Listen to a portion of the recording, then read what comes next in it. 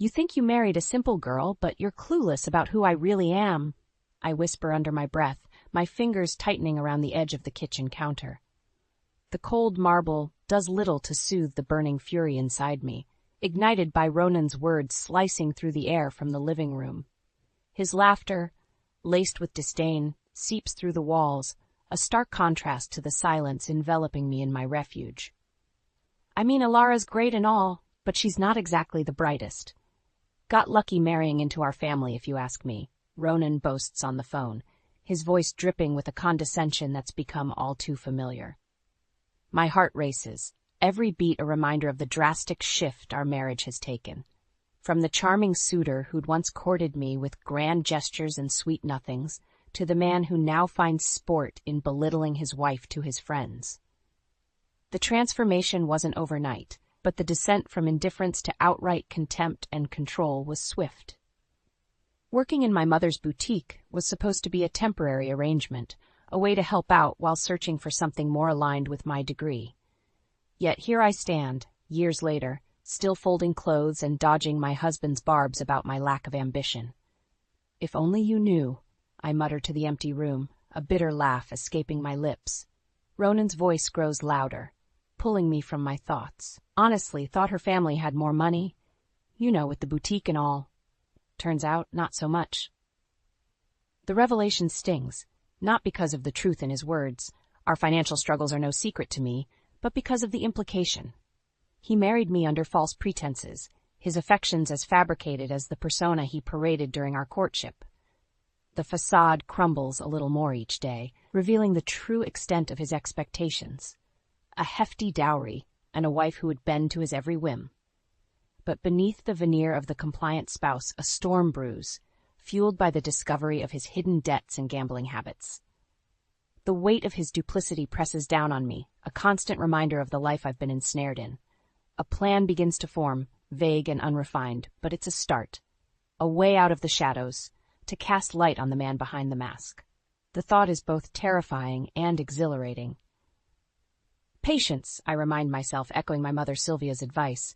She doesn't know the full extent of Ronan's transgressions, but she's always sensed the turmoil beneath my calm exterior. The sound of Ronan ending his call pulls me back to the present, the immediate need to conceal my turmoil paramount. I straighten, schooling my features into a mask of indifference before stepping back into the living room. Ronan doesn't spare me a glance, too engrossed in his phone, and for a moment, I'm grateful for the neglect. The evening passes with minimal interaction, a dance we've perfected over the months. But as I lay in bed, Ronan's snores filling the room, I can't help but feel the shift within me. The veil has lifted, and with it, the resolve to no longer be the victim in my own story. Tonight, the seeds of rebellion are sown, watered by the bitter tears of realization and the silent vow of retribution. Tomorrow, I begin to fight back, armed with the truth and the determination to reclaim my life from the ruins of a marriage built on deceit. The sun hadn't even crept through the curtains before Ronan's voice pierced the morning silence, a harbinger of the storm to come. "Alara, what's this? The coffee tastes like mud." His words, sharp and unforgiving, sliced through the last remnants of sleep clinging to my consciousness. I must have mixed up the measurements, I stammer, my voice barely above a whisper as I rush to his side, mug in hand. The truth is, the coffee is the same as it always is, but with Ronan, any minor deviation, or imagined one, is grounds for criticism. "Useless," he mutters under his breath, pushing the mug into my hands with such force that the hot liquid sloshes over the sides, scalding my skin. I wince, but dare not let the pain show. Showing weakness only fuels his disdain. As I turn to remake the coffee, trying to steady my trembling hands, Ronan's voice follows me, relentless. "And make sure breakfast is ready on time today. I have an important meeting. Can't afford to be late because you're dawdling." The morning wears on, each moment laden with tension. Breakfast is a silent affair, Ronan buried in his phone, occasionally throwing out commands or criticisms. The eggs are too runny, the toast not crisp enough. It seems there's no end to his displeasure. It's during these moments, caught in the cyclone of Ronan's demands, that I ponder the drastic change in him. The man I married, who once spoke of love and partnership, now sees me as little more than a servant in his grand scheme of life. The realization stings, a bitter pill swallowed daily. The door slams shut behind him, a temporary reprieve from his tirades. But the silence left in his wake is heavy, a constant reminder of the farce my life has become. I clear the breakfast dishes, my movements automatic, thoughts miles away. It's in this mechanical state that I find the envelope, used hidden beneath a pile of unopened bills, a reminder of another of Ronan's secrets. His gambling habits, once a mere whisper of concern, have ballooned into a full-blown storm, threatening to engulf us both. The numbers scrawled across the bills are astronomical, figures that we can't possibly hope to cover with the boutique's modest earnings and Ronan's dwindling salary. I sit, the weight of the envelope in my hands, a tangible symbol of the lies and deceit that have woven their way through our marriage. It's this moment, this tangible proof of Ronan's betrayal, that solidifies my resolve. No longer can I stand idly by, a spectator in my own life. The day drags on, each tick of the clock a reminder of the evening confrontation that awaits. When Ronan returns, his mood is foul, the remnants of whatever transpired at his meeting written clearly across his face. Before I can brace myself, he's upon me, his words a torrent of blame and anger. Do you have any idea how much pressure I'm under? And what do I come home to? A wife who can't even make a decent cup of coffee. The accusations sting, but they also fuel a fire within me. Ronan, we need to talk about the bills. The gambling debts. We can't. He cuts me off with a scoff, his eyes narrowing. Oh, so now you're keeping tabs on me? I work day in, day out, and this is the thanks I get? The argument spirals, his anger a palpable force that threatens to consume the room. But amidst the chaos, a clarity settles over me. This isn't just about surviving Ronan's tirades anymore. It's about reclaiming my life, piece by shattered piece. I won't let you drag us down with your debts, I assert, my voice steadier than I feel. We're going to fix this, but not like this. Not with lies. Ronan's response is a sneer, a promise of more battles to come. But as I stand my ground, I realize that this is just the beginning. The facade of our marriage has crumbled, revealing the rot beneath, and it's up to me to clear the wreckage, to forge a path out of the despair Ronan has cloaked us in. A year into our marriage, the facade of harmony has not just cracked but shattered, revealing the grim reality of our union. Ronan's abuse, both verbal and emotional, has escalated, pushing me into a corner of isolation and despair. Yet, it's in this darkness that a plan begins to take shape, a beacon of hope in the relentless storm. Sitting across from my mother, Sylvia, in the dim light of the boutique after hours, I finally muster the courage to voice the truth. Mom, Ronan's not who we thought he was. The gambling, the debts, it's worse than I ever imagined. Sylvia's expression, a mix of concern and resolve, doesn't waver. Alara, you've been carrying this burden alone for too long. It's time we face this head on. But how? He's made it clear he won't change. And now, there's talk of selling the boutique to cover his debts. I confess, the words tasting bitter on my tongue. We won't let that happen, Sylvia asserts, her voice firm. It's time Ronan understood the consequences of his actions. We've been silent for too long. The strategy we devise is simple, yet daring. We'll confront Ronan, not with accusations, but with the stark reality of our financial situation. It's a gamble, but one we're willing to take to expose his true motives. The opportunity presents itself one evening when Ronan, in a rare moment of calm, mentions the boutique. Alara, we need to talk about selling. It could solve a lot of our problems. Standing in our living room, I feel Sylvia's supportive presence behind me as I face him. Ronan, the boutique isn't the problem, it's the solution. Your gambling is what's brought us here. Ronan's reaction is immediate, his face contorting with anger. So this is my fault? I'm working day and night, and you blame me? It's not about blame. It's about reality. Your debts are drowning us, and selling the boutique won't fix that, I reply, my voice steady despite the shaking of my hands. Sylvia steps forward, her demeanor unyielding. The boutique has been in our family for generations. It's not just a business, it's our legacy, and we won't let it be destroyed by recklessness. Ronan's gaze shifts between us, a mixture of surprise and defiance in his eyes. You think you can dictate what I do? It's my name on the line. But it's our lives at stake, I counter, emboldened by my mother's strength. We're willing to work with you, Ronan, but not at the expense of our future. The standoff ends with Ronan storming out, his threats echoing behind him. But in his absence, a sense of unity fortifies between my mother and me. For the first time in months, I feel a flicker of hope. The following days are tense, with Ronan's mood swinging wildly. Yet there's a shift in the air, a sense that the tide may be turning. My resolve hardens with each passing moment, the plan to expose Ronan's true motives gaining clarity. One evening, as I sit alone in the boutique pondering the path ahead, a knock at the door jolts me from my thoughts.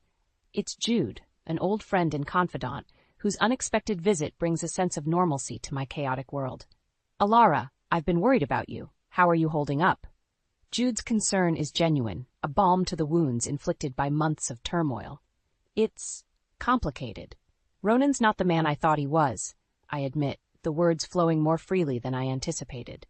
Jude listens intently, his expression a mix of anger and sympathy. "You don't have to go through this alone, Alara. If there's anything I can do..."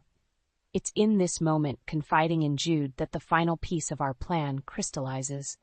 Ronan's actions, once hidden behind closed doors, will soon be brought to light. With Jude's unexpected support, the journey toward justice and revenge seems less daunting. Together, we begin to lay the groundwork for Ronan's public exposure, a step toward reclaiming my life from the ruins of a marriage built on deceit and manipulation.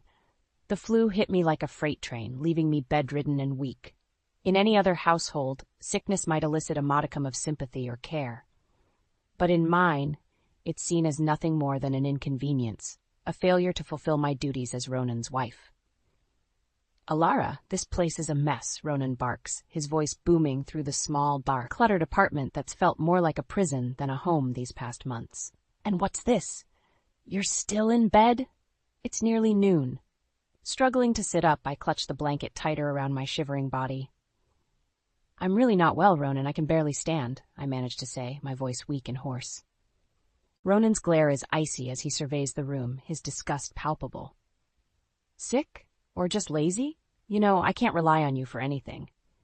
His words cut deeper than the sharp pains racking my body. It's in this moment of vulnerability, faced with his unrelenting cruelty, that the resolve within me hardens further. I need to escape this cycle of abuse, not just for my sake, but for my sanity. As Ronan storms out, presumably to find solace in his vices, I'm left alone with my thoughts and a growing sense of desperation. It's then that I remember Jude's offer of support. Picking up my phone feels like lifting a boulder, but the need for an ally, for someone to understand, gives me strength. Jude answers on the second ring. "Alara, how are you?" "Jude, I need help," I admit, the admission of weakness bringing tears to my eyes. There's no hesitation on his end. "I'll be right there," he says, and the line goes dead. When Jude arrives, the concern in his eyes is a stark contrast to the disdain I've grown accustomed to from Ronan. He doesn't recoil at the sight of the disarray or my disheveled state. Instead, he steps forward, ready to offer whatever aid he can. "Alara, tell me what to do. How can I help?" Jude asks, his voice steady and comforting. "Just being here is more than enough," I reply, a small smile breaking through the gloom. Together, we tidy up the space, his presence a calming force in the storm that has become my life. It's during this rare moment of peace that I confide in Jude the full extent of Ronan's behavior, the manipulation, the debts, and the emotional torment. Jude listens in silence, his expression hardening with each revelation. "This can't go on, Alara. You deserve so much better," Jude says once I've finished, his conviction clear. "I know, but I'm not sure what to do. I feel so trapped," I confess, the weight of my situation bearing down on me. Jude's response is immediate and resolute. "We'll find a way. You're not alone in this. Remember that." As Jude leaves, promising to return with help, I'm left with a newfound sense of determination. His visit, though brief, has reignited the flame of resistance within me. I can't change the past, but with Jude's support, I can fight for a future free from Ronan's tyranny. The days that follow are a blur of planning and whispered conversations. Jude becomes an invaluable ally, offering both emotional support and practical assistance. Together, we begin to document Ronan's abuses, compiling evidence for the day when we can finally expose him and break free from his grasp. It's a dangerous game we're playing, one fraught with risk and uncertainty, but the alternative, a life of continued abuse and despair, is no longer an option. With each passing day, my resolve strengthens, fueled by the support of my unlikely ally and the hope for a brighter future. The path to freedom is fraught with obstacles, but for the first time in a long time, I dare to believe that escape is within reach. Jude's unexpected visit had breathed new life into my wilted spirit, his presence a beacon of hope in the unending night that had become my existence. It was during one of these visits, as we sat plotting our next move in the quiet sanctuary of my mother's boutique after hours, that fate decided to twist the knife a bit further. Ronan, in a rare and unforeseen move, decided to grace the boutique with his presence. His sudden appearance at the door was like a storm cloud blotting out the sun, casting a shadow over the newfound hope I had clung to so desperately. "Alara, what the hell is this? Playing shop while the house falls apart." Ronan's voice boomed through the space, his words laced with venom. Jude, ever the pillar of calm in the face of adversity, stood beside me, an unwavering ally against Ronan's tempest. "Everything's under control, Ronan. Maybe you should head back," Jude suggested, his tone firm yet diplomatic, a stark contrast to Ronan's aggression. Ronan's eyes narrowed, his gaze flitting between Jude and me, suspicion igniting like wildfire in his eyes. "And who are you to tell me what to do? Another of Alara's little projects?" The tension in the air was palpable, a tangible force that seemed to squeeze the very breath from my lungs. Yet, despite the fear that clawed at my insides, a spark of defiance flickered to life. "Jude is a friend, someone who actually cares about my well-being," I retorted, my voice stronger than I felt. Ronan's laugh was cruel, a sound that sent shivers down my spine. "A friend, huh? Don't make me laugh. You're pathetic, Alara, both of you." It was then, amidst the torrent of Ronan's insults, that Jude did something unexpected. He pulled out his phone, subtly positioning it to capture the tirade. Ronan, too caught up in his own fury, failed to notice the silent witness documenting his every word. As Ronan stormed out, leaving a trail of bitter words in his wake, Jude turned to me, his expression grave. "I got it all on video, Alara. This could be what we need to expose him." The realization of what Jude had done, of the weapon we now possessed, was overwhelming. A mixture of fear and exhilaration flooded through me, the implications of our actions both terrifying and thrilling. "Thank you, Jude. I don't know what to say." Jude's smile was gentle, a balm to the chaos that had erupted. "You don't have to say anything. Just know you're not alone." In the days that followed, the video became the cornerstone of our plan. Jude, with contacts in local media and a keen sense of justice, began laying the groundwork for Ronan's exposure. Our meetings were filled with whispered strategies and cautious optimism, each step forward a delicate dance on the tightrope of revenge. The decision to go public was not made lightly. The potential fallout loomed large, a specter of consequence that could not be ignored. Yet, the need for justice, for an end to the cycle of abuse, outweighed the fear. "It's time, Alara. Are you ready?" Jude asked one evening, his finger hovering over the send button that would catapult our carefully guarded secret into the unforgiving light of public scrutiny. Taking a deep breath, I nodded, the weight of the moment settling heavy on my shoulders. "I'm ready. Let's do this." With a single click, Jude set the wheels of retribution in motion.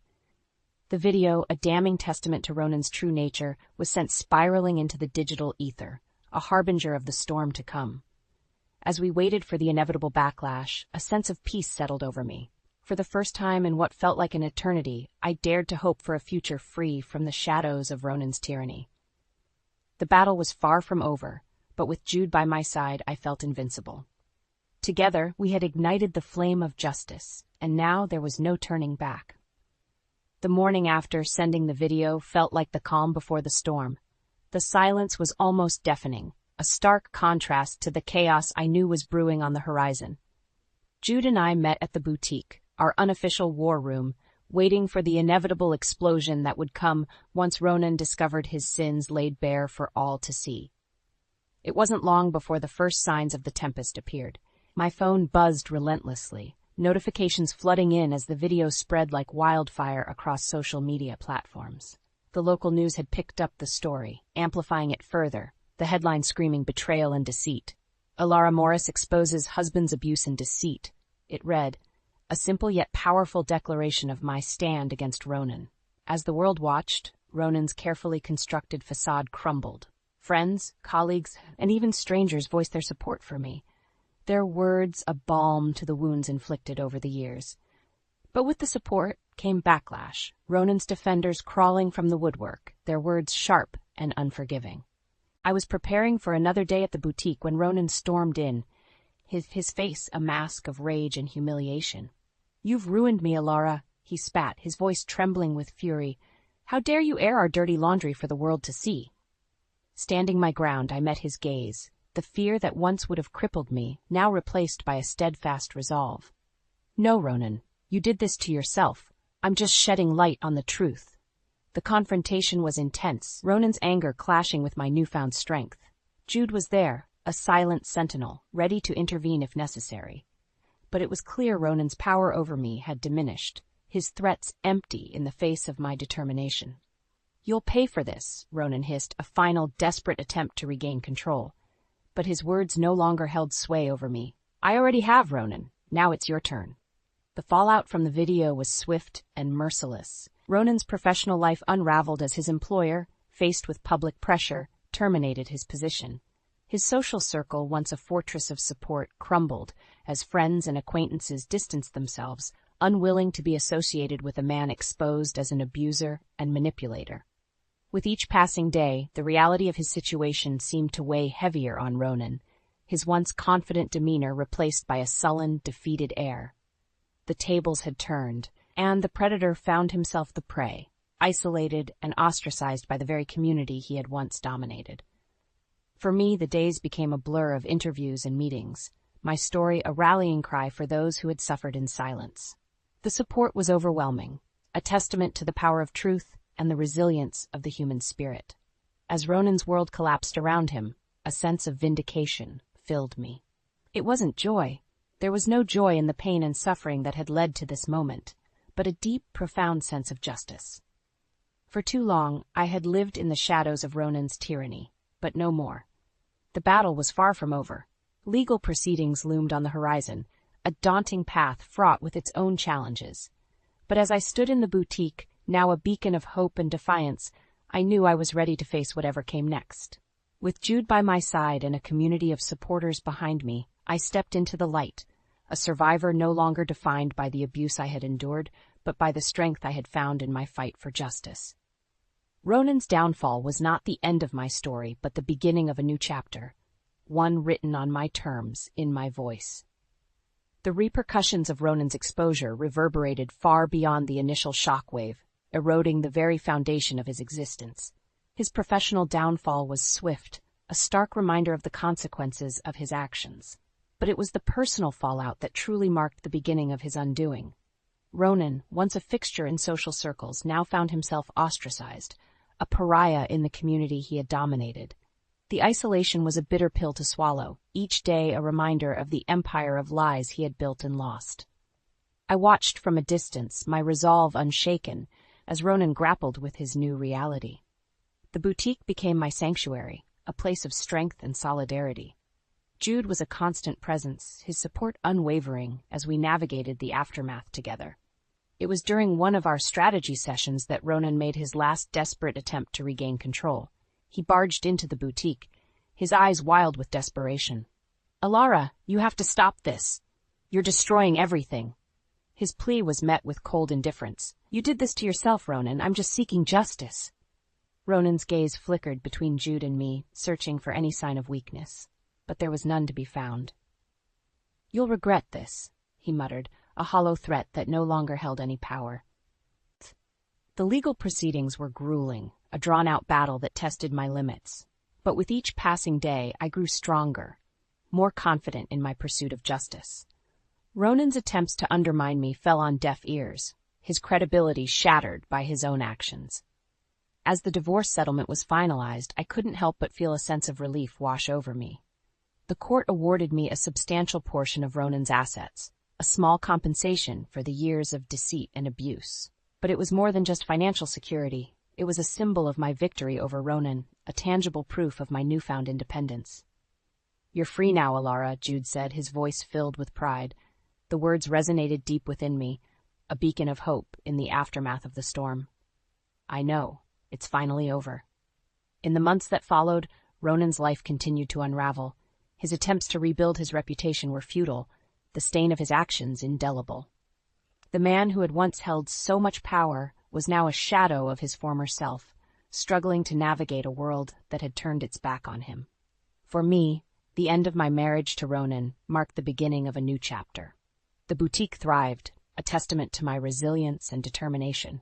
And with each passing day, I found strength in my independence, my spirit no longer weighed down by the chains of the past. As I stood in the boutique, surrounded by friends and supporters, I couldn't help but reflect on the journey that had brought me here.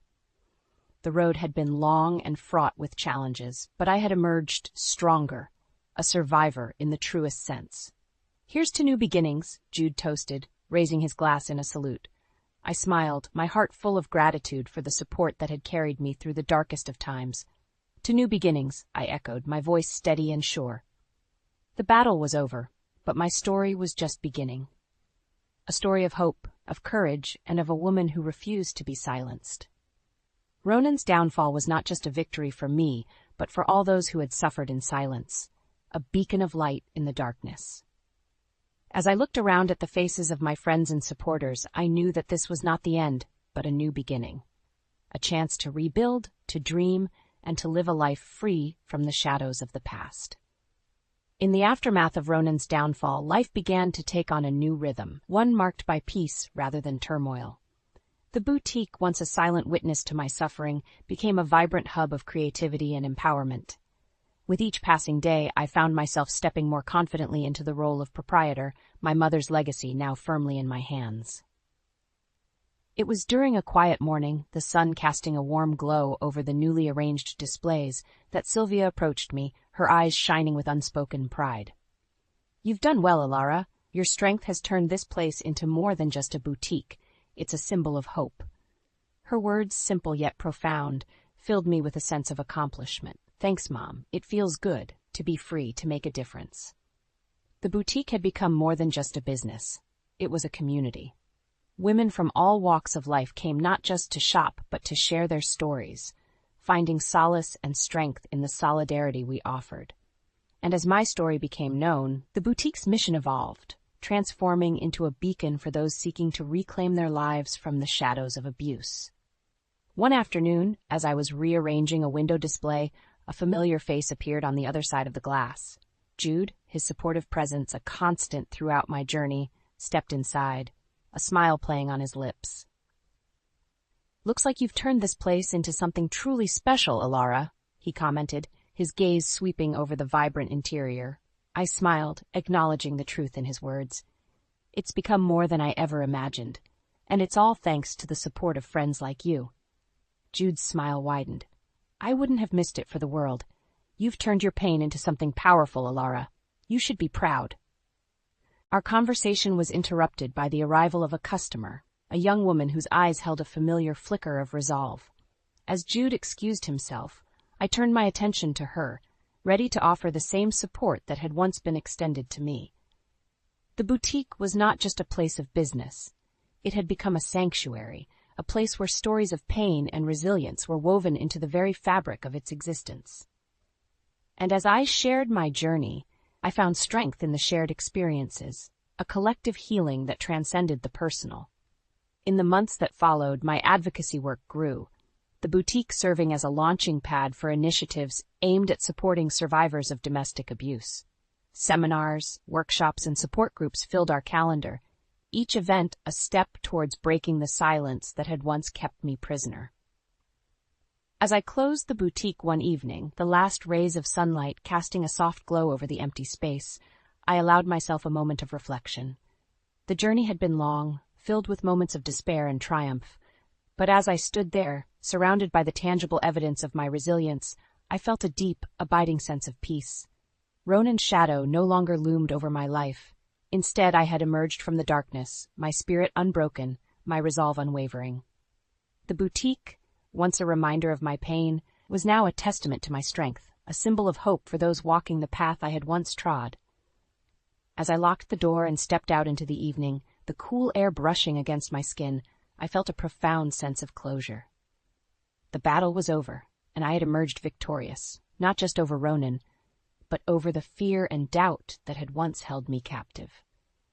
Walking away from the boutique, I looked up at the stars, their light a reminder of the endless possibilities that lay ahead. The future was mine to shape, a blank canvas awaiting the touch of my hand. And as I took those first steps into the unknown, I knew that whatever challenges lay ahead, I would face them with the same courage and determination that had led me to this moment of rebirth. The end of my marriage to Ronan was not just an ending. It was the beginning of a new chapter, one filled with hope, healing, and the promise of a brighter tomorrow.